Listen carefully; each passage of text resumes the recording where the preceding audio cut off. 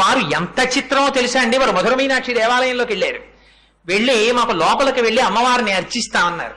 అంటే అర్చకులు అన్నారు, మీరు లోపలికి వెళ్ళడానికి వీల్లేదు, మీరు ఎంత పీఠాధిపతులైనా సరే మీరు బయట నించోండి, మేము అర్చన చేస్తాం మీ పీఠం తరపునన్నారు.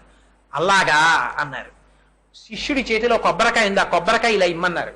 చేతిలోకి తీసుకుని కుడి చేతిలో పెట్టుకుని అమ్మవారి ఎదురుగుండా కొబ్బరికాయ పెట్టి మంత్రాలు చదివారు. అమ్మవారిలో ఉన్న జీవగల కొబ్బరికాయలోకి వెళ్ళిపోయింది. కొబ్బరికాయ చేత పట్టుకుని విడిచి వెళ్ళిపోయారు. వెళ్ళిపోయి కొబ్బరికాయ సింహాసనం మీద పెట్టి పూజ చేసేస్తున్నారు.